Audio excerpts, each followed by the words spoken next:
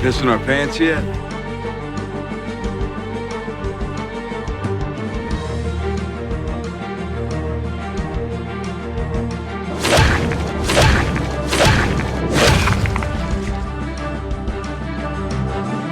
Welcome back, fans and viewers, to another Walking Dead Season 7 vlog to hype up the premiere of Season 7 of The Walking Dead on October 23rd, 2016. An official release date ever since the Comic-Con trailer that we received back in July. Now, this was a requested video by a few people.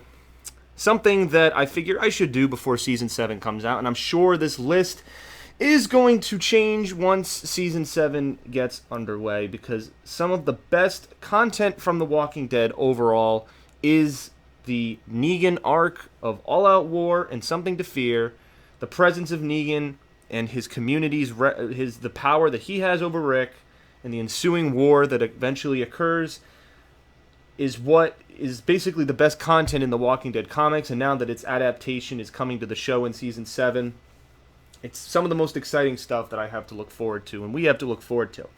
But I actually wanted to give you guys an idea of what were some of my favorite episodes of all time. This is the top 10 from seasons 1 to 6.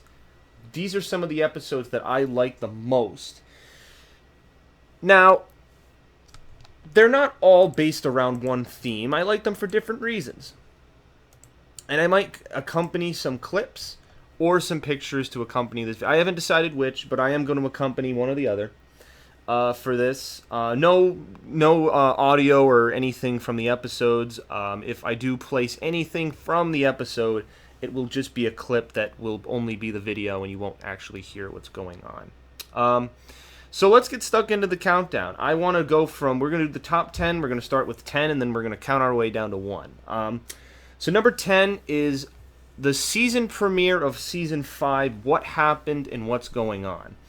Now this episode came at the beginning of Season 5's Season B of Season 5, but it also came off of the coattails of a very poor death. For anyone, obviously this video is going to contain spoilers. If you're not caught up on The Walking Dead through Season 6, obviously this will be some spoilers. But Beth's death at the end of Season 5's mid-season finale, I thought it was poorly done. I thought that the fact that she walks up to this cop with body armor, takes a pair of stubby little scissors, and tries to stab her, I thought it was pathetic.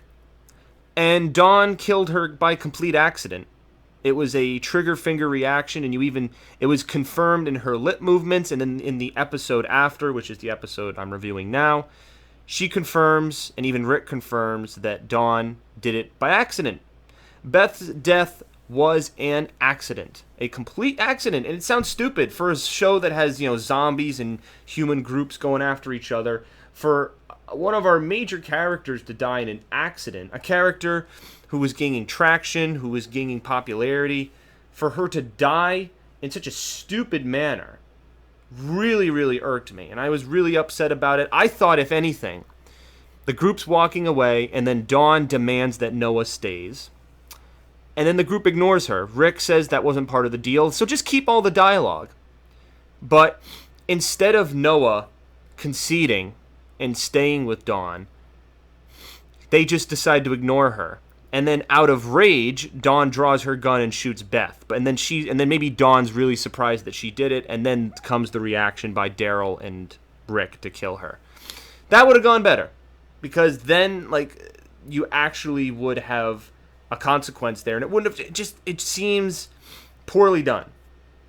Now the reason I'm mentioning this is because the episode, my number 10 slot, What Happened and What's Going On, deals with the death of Tyrese, a beloved character, and I felt that this death was handled far better than the Beth death. It rhymes. But I felt that Tyrese's death was handled so well.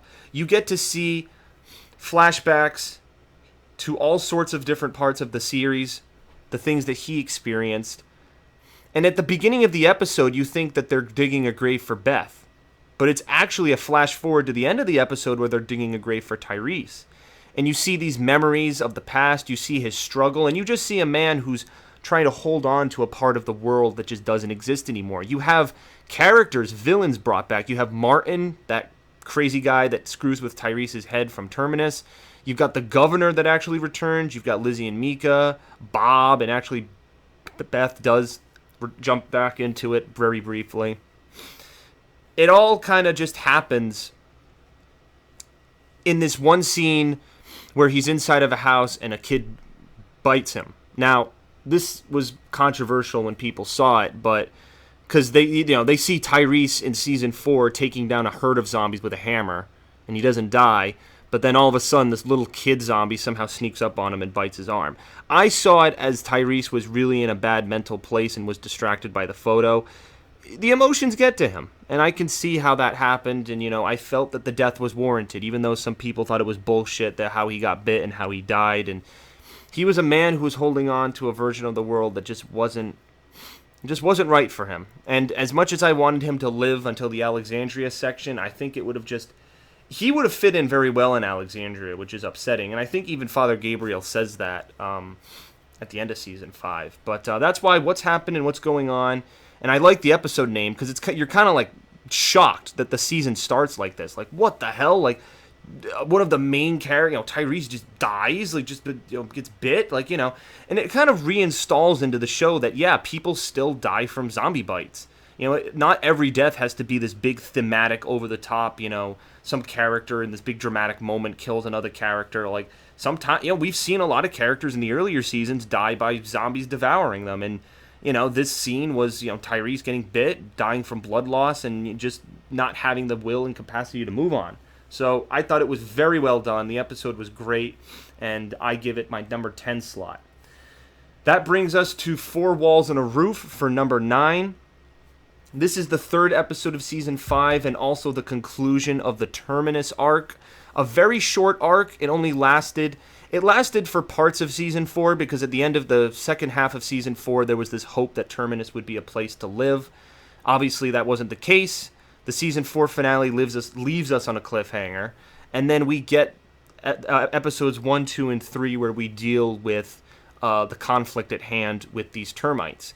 Interestingly enough, the trailer for Season 5 threw us for a curveball because there was dialogue that was omitted from the show where Gareth says that he wants to join the group and go to Washington when they still believe that Eugene has the cure. This never happens. Gareth was always a cannibal, along with his other cannibal friends, and they wish to obviously eat the group because they want to survive and they're hungry. I like how this episode was done.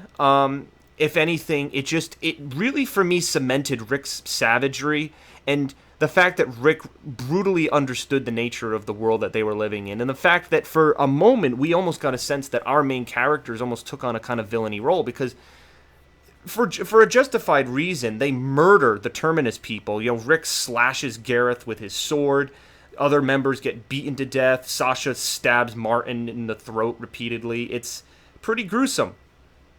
And it basically finishes off all of the Terminus people in a pretty gruesome way. And I just like the theme of four walls and a roof, that the church is just not even regarded as a church, and that it's a slaughterhouse now that this is basically turned into. So I like it. That's why I gave it my number 9 slot. I like the stuff with Bob also, how we have Bob's final scene, how he kind of goes out.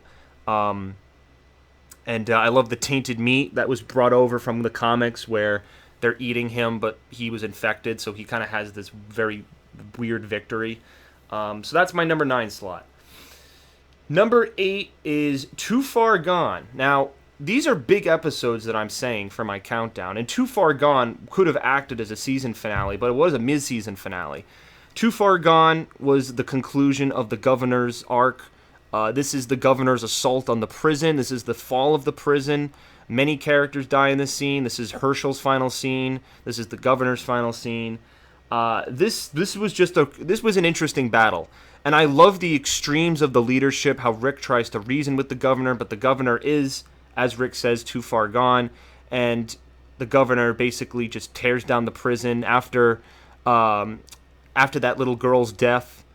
The governor is just angry at the world. He's kind of just a wounded puppy at this point. I feel like the governor's a wounded puppy, and he takes out his anger on Rick. The scene's very well done. You got a tank freaking invading the place. You got Daryl, taking down people with grenades, blowing up tanks. It's a very action-packed scene. The way the conflict's handled, the group is kind of splintered. It leaves you with a conflict, but it also leaves you with like a hope for the future that all these split members of the group eventually kind of reconvene. I like how it was done. I obviously the ambiguous nature of Judith's fate was also really disturbing. But I feel like with The Walking Dead, unless you see the character's corpse, it's not really final. I feel like that's the case for a lot of shows. But Too Far Gone was awesome. It was a very, very good way of concluding the governor's story. The governor's the other main villain of The Walking Dead besides Negan, and it was very cool to see him go out the way he did. Stabbed by Michonne, who's the woman who's wanted to kill him forever, and then finished off by Lily because he lied to carry out his selfish goals.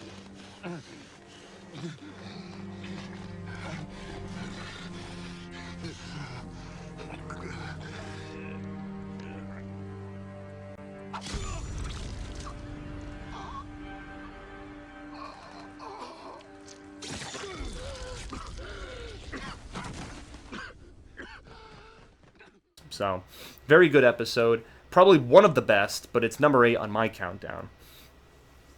Number 7 is No Sanctuary. This episode is one of the most action-packed episodes ever.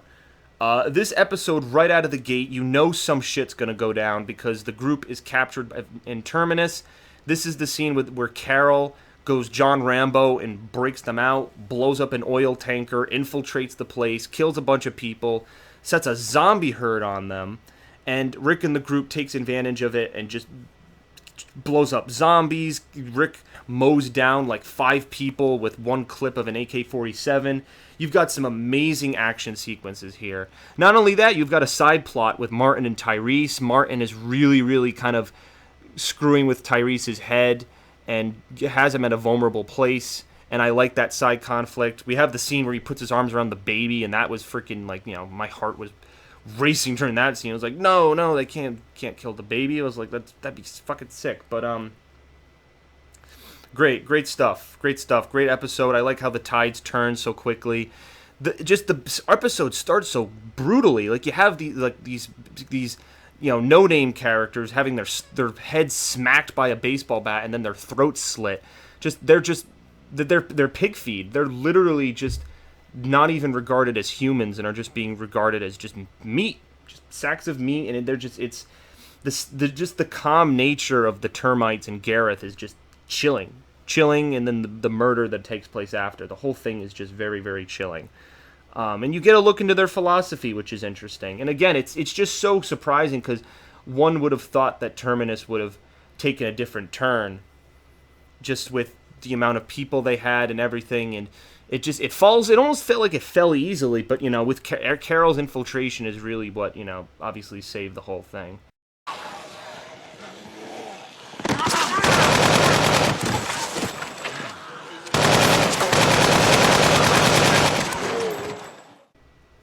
Number 6, we have Thank You, which is the 3rd episode of season 6.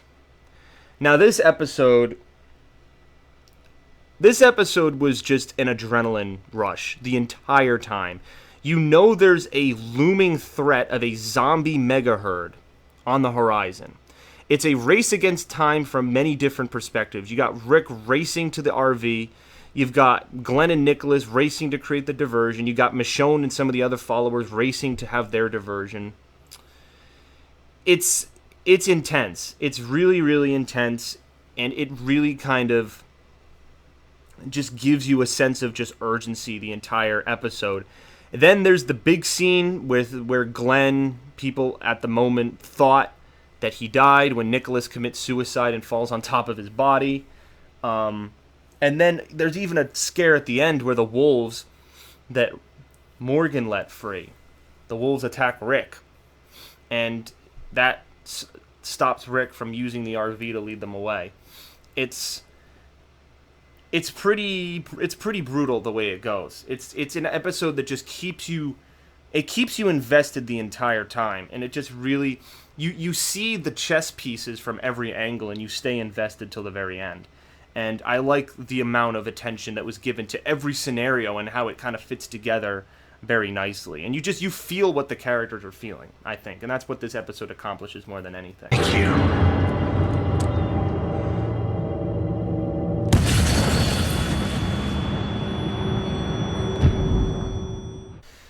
So then I think we're going to go to number 5. So number 5 is A. Now, A is the season finale of season 4. Now, the main reason I say that this is my number 5 pick, and why I rank it higher than some of the other action-packed season finale, mid-season finale episodes and premieres that I've mentioned just already, I feel like this is the turning point for our main character. Rick Grimes, after he violently rips the throat out of Joe and his band of marauders, the Claimers, that scene forever changes Rick Grimes moving forward. And it's such a turning point for his character where he finally realizes what he has to do.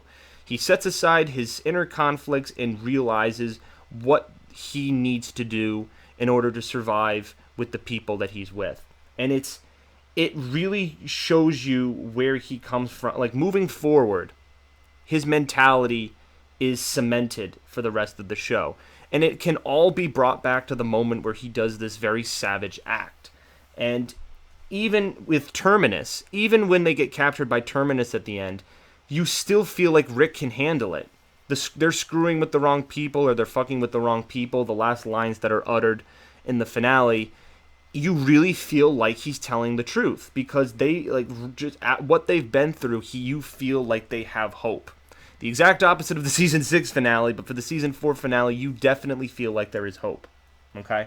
And I love the way the episode talks about this, and talks about the natures of characters, the dark inner natures of characters, whether you're talking about Carl or Michonne, or, you know, the mainstay Rick, Daryl's devotion to the group.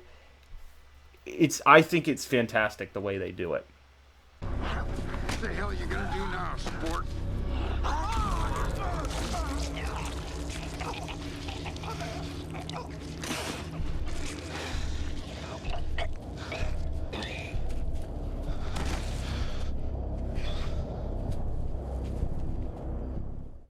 My next pick for one of my top episodes, we're going to go at number 4, is going to be Not Tomorrow Yet. Now, Not Tomorrow Yet deals with a bit of a combination of the psychological aspects of the group and also some pretty intense action scenes. This is episode 12 of season 6, and directed by Greg Nicotero. It's the assault on the satellite compound that the Saviors have. This is Rick's attempt to make a deal with the Hilltop, and you really feel like Rick has turned into a mini governor, especially when he utters the statement, "We kill them all," which is a direct quote from the governor when he says that about Rick's group. And you see a close-up on Tara right after he says that statement, which kind of gives that irony of the statement. Now we have a bit of opposition from Morgan, but the way this episode is played out, it's basically like a freaking Navy SEALs infiltration of a base. The whole base is asleep, and they're savage. They are killing people who are asleep and not attacking them, and it's all done in the name of them surviving, and in the assumption that they will be attacked by the Saviors. Now, the inevitability is that they probably would have been attacked by the Saviors had they not assaulted their compound. But it should be mentioned that Rick's decision to, that we have to come for them before they come for us, it's a testament to even what I was saying in the previous episode with the season 4 finale, just how Rick's leadership has changed since that moment where he had to, devour that guy's throat and just do a savage act. And just the way he survives, the arc of how he treats survival is interesting. And I think it's very interesting for this episode that on a grand scheme, they murder so many just men of Negan's. And even though we know Negan's the antagonist, in some ways, people could argue that he's not. He's a charismatic leader that leads a large group of people that he believes is running an organization much larger than Rick's, and he feels that he should be in charge with his charisma and the army that he's amassed. And if there's an enemy at the gate, he's going to deal with them. And I think Robert Kirkman said this very nicely in an interview, that if this show had followed Negan from a hospital, and it's ironic because in the comic Here's Negan, we actually find out that Negan learns about the zombie apocalypse from a hospital, just like Rick did, because Negan is in the hospital with his wife Lucille, which we find out, and she dies of cancer, and she is the first person he has to put down from a zombie perspective, and he finds out about the apocalypse happening right outside after. And I find that parallel interesting with Rick, who wakes up in the hospital and discovers the same thing in a different way.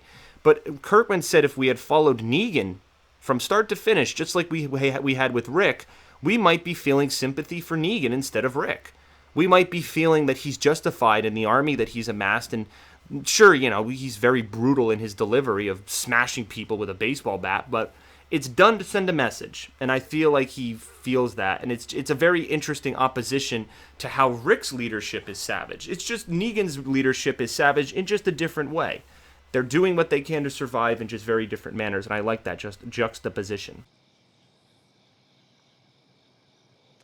Little bitch broke my nose.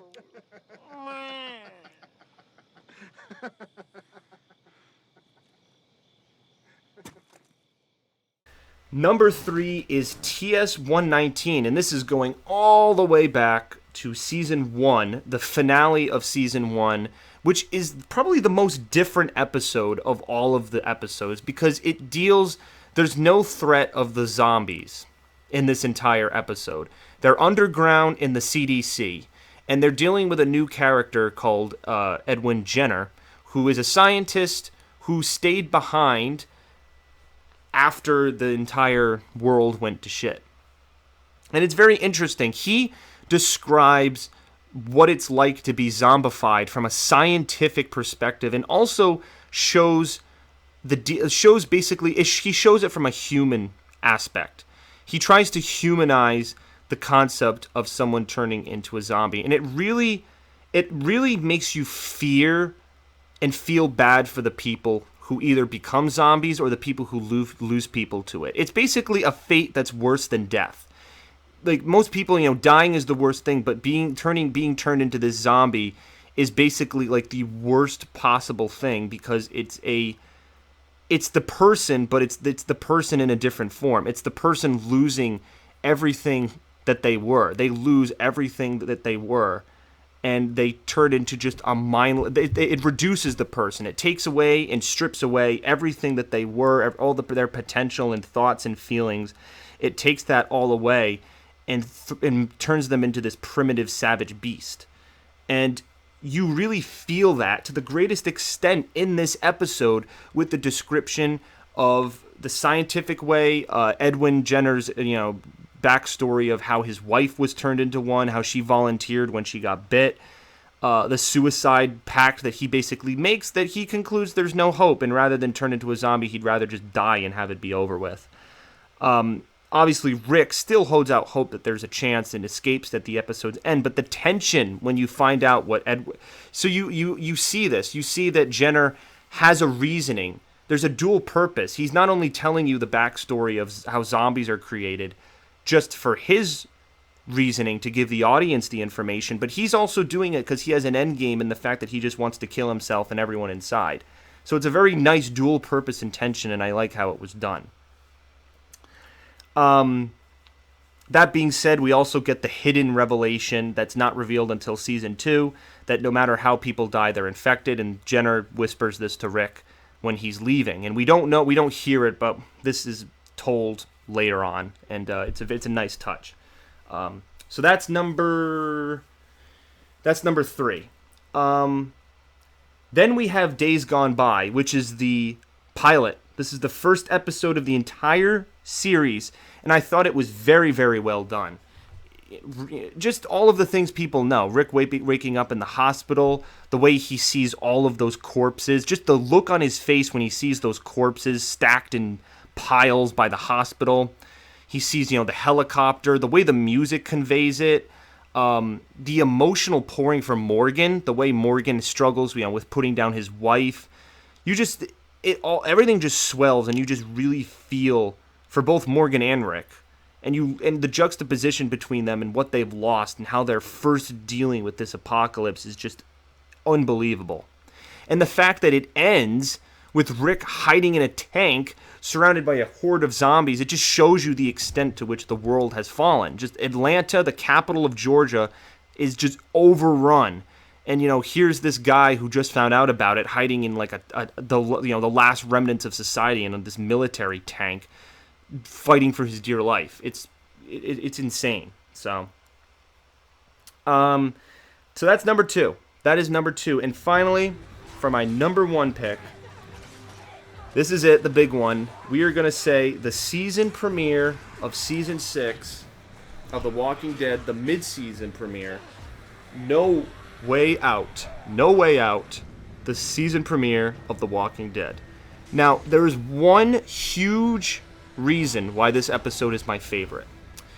Because for the first time in the show's history, up until this point, the struggle of the zombies and dealing with them, actually pretty much the first half of season 6 is them figuring out how they're going to deal with this zombie mega herd. From trying to herd them in a certain direction to trying to get them away once they gather up at the gates, to the fact that the gate falls open and the zombies pour in. The twists and turns that occur are, for them, like they struggle with dealing with these zombies, and you feel like they're the mouse and the zombies are the cat. They are at the mercy of these zombies. In this premiere, No Way Out, the tables finally turn. Rick and all of the survivors, so every single survivor in the show, every survivor is in this episode. All of the Alexandrians, Rick's group, Morgan, all of the characters band together at the very end, and basically it's a war. It's basically humans versus zombies. They just freaking, like a video game, like just go all out and just slice and shoot and they fight as a united group and blow away all of these zombies and take back their home. And I love how at the end Rick realizes that together they have strength, and that together that the people are stronger, and his realization of this is just incredible. I love this arc of Rick's feelings about this. Not to mention the mistakes that are made between Sam and the whole fucking family of the Anderson family, Sam, Jesse, and Ron. The potential that Carl almost died with his eye getting shot out. And then we also have a preview, and if there's so much packed into this episode. The beginning of this episode starts with a preview of what we're going to see in the rest of season 6 with Negan's bikers. This one actor who actually follows some of my Walking Dead videos, the guy who does all of the talking. The intimidation in that scene, you really feel like, oh, these guys are not people you want to be fucking with, and it gives you a great preview into Negan and Negan's men. Obviously, Daryl blows them away with a rocket launcher, and that's just that. I think that's the best way to start off the episode. A literal explosive intro with these guys going up in flames. Obviously, you get a name drop of Negan and the possibility that he'll be back, but it's just a great way. And I like how all of these characters come together at the end, as I said, and it's great. Between the fire that's created, the hacking, the slashing, the shooting. Oh, it's pretty good. It's pretty damn good. And on top of that, we have the wolf, the alpha wolf, who finally turns and sacrifices himself to save Denise. Getting his arm bit, and right before Carol shoots him, this guy puts his life and sacrifices himself and lets himself become zombified to save her. And it's great because it shows that Morgan's philosophy isn't totally insane. To an extent, it'll get you killed. But it was nice to see that there was a reasoning. That the whole arc with the wolf, it was nice to see that he came full circle. I was wondering why they were keeping him alive at the end of the mid-season finale, and finally it was revealed that he actually had a part to play. he turned around, and it was Denise of all people who kind of challenged his philosophy, and I like that. I like how the Need to Survive challenged that. So this episode had everything in it. No Way Out was is the best episode of The Walking Dead, and that's my list. That is my top 10 list, guys. I know some people actually might be wondering, why is the season 6 finale not on this list? If a character had been killed off, and depending how they handled it, the season 6 finale might have made the top 10 list. But I felt like a lot of the season 6 finale was just them being redirected and herded in different directions by the Saviors.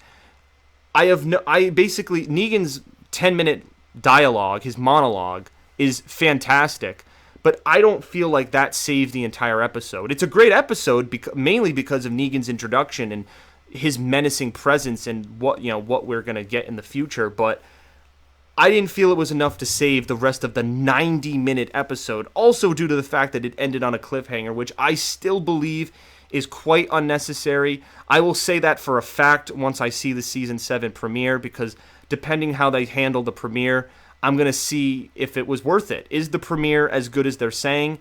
Is it truly a part 2 to this cliffhanger that we've been left on? I'm going to leave that judgment for myself. But that's my countdown, guys. Thank you for watching. I will definitely throw this up as soon as I can, and I appreciate you watching this. So if you have your top 10 list, or you disagree or agree with any of my picks, let me know in the comments section, or you can post up your own suggestions for episodes that I might have missed. I don't think I mentioned one episode from Season 2 or 3. Season 3 had some really good episodes, and I did omit some because I had to choose 10. I could only choose 10 episodes. But Season 2, nothing really stood out. That was probably the slowest and the worst season of The Walking Dead, which is pretty unanimous amongst people. But Season 3 wasn't that bad. The introduction of the governor and some of the stuff we get there, I definitely think, the episode where Lori and T-Dog die is a very big turning point for Rick. I thought that was a great episode. And so Season 3 is good. So just because it's not on this list doesn't mean it's bad. So, all right, guys, that's about it for me. I'll see you in the next vlog. Peace out. See you later.